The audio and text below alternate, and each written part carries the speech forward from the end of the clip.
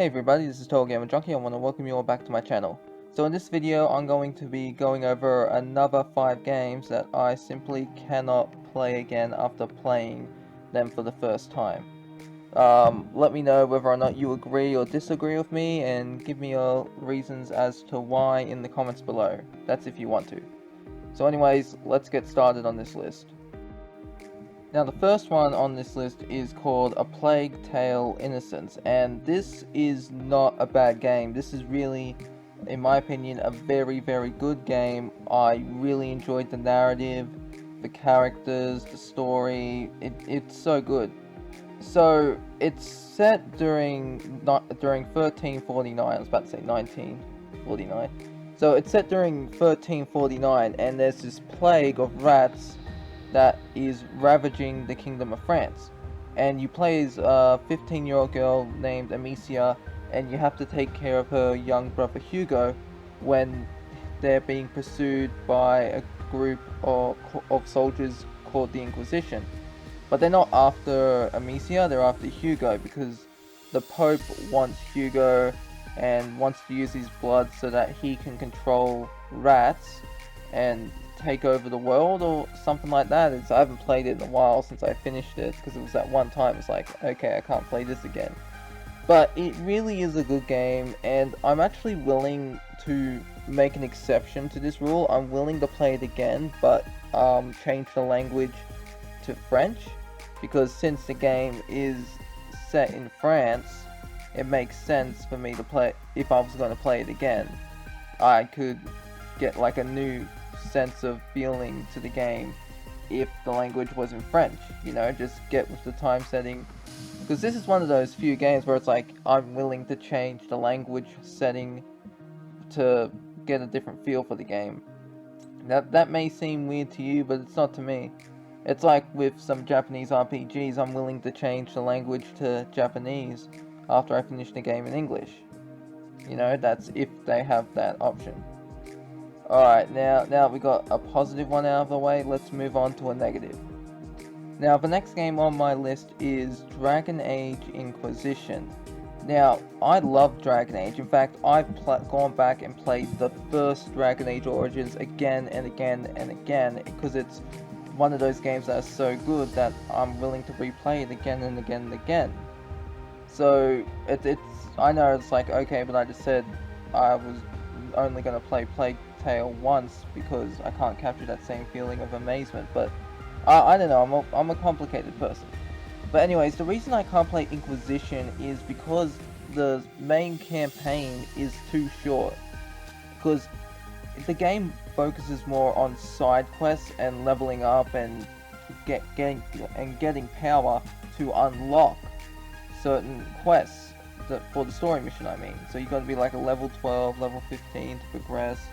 And I still hate that. I always will hate it, and I still hate it to this day. Because I only finished the game once because of this. Because with Dragon Age, I know people say that Dragon Age 2 is the worst Dragon Age in the series, but for me, it's Inquisition because of the story being, the main campaign being the shortest of the 3 games. And the fact that the game focuses more on side and fetch quests than the actual story. Because, you know, I'm not really a fetch quest type of guy, and I only really like to do side quests if they actually contribute to the story, and if there's actually like a high impact, you know, if my actions are going to have consequences, like with the Witcher series, like Witcher 3 to be exact, how those side quests can have a big effect on the games. So anyways, that's the reason I can't play Dragon Age Origins. Now let's move on to the third game on the list. So the third game on this list is Alien Isolation. Now, I for one just love this game. What I loved most about it was the AI, because I'm not too sure how the xenomorph is done, but apparently it's coded so it knows you're in the room, but it doesn't know exactly where you are, so it will always keep wandering in that area trying to find you. I'm not too sure if that's how it works, but it's something along those lines of how it's developed.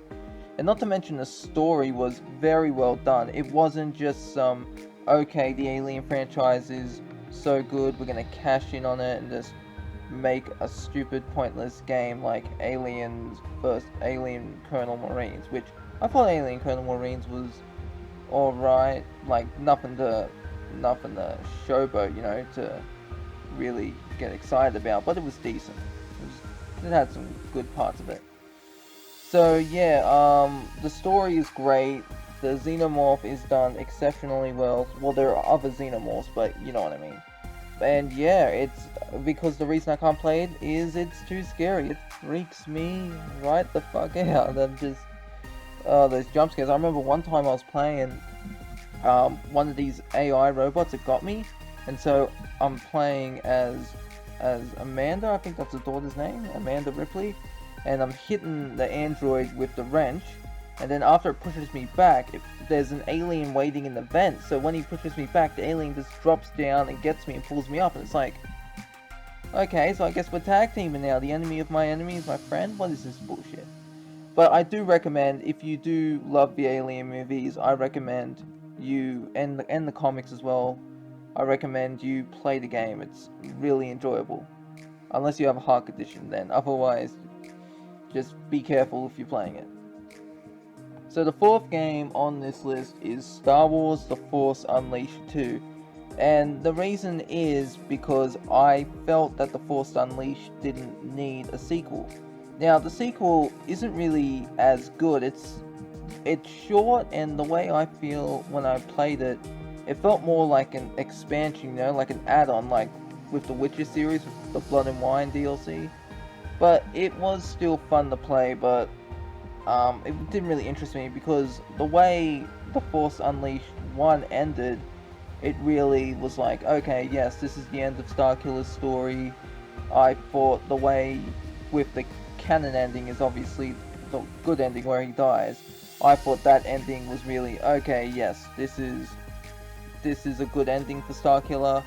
He started off as a Sith and then redeemed himself as a Jedi.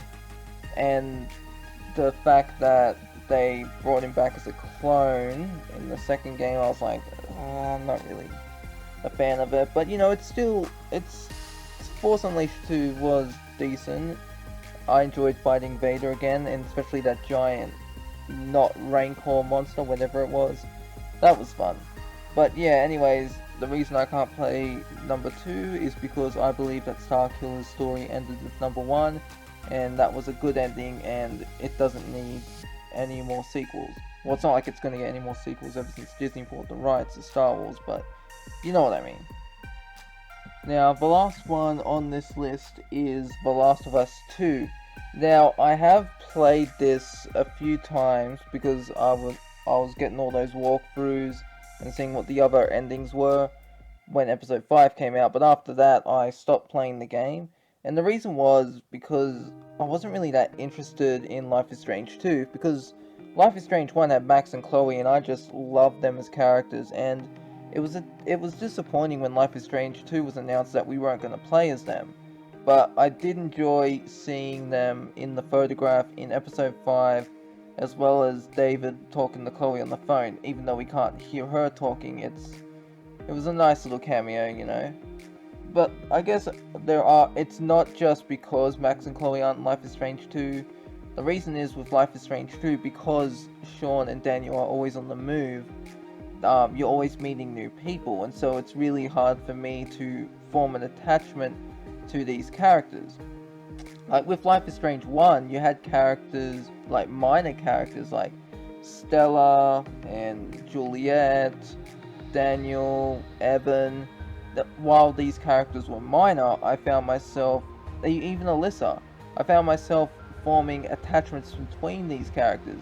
And all you do when you meet Alyssa is you stop her getting hit in the head or splashed with water, you know? That's like, and then yeah, there's a little dialogue, but yeah, even that is like, even I have felt more of an emotional attachment to her than the other characters in Life is Strange 2, because they're meaningful, you know, there's like a reason to care for them.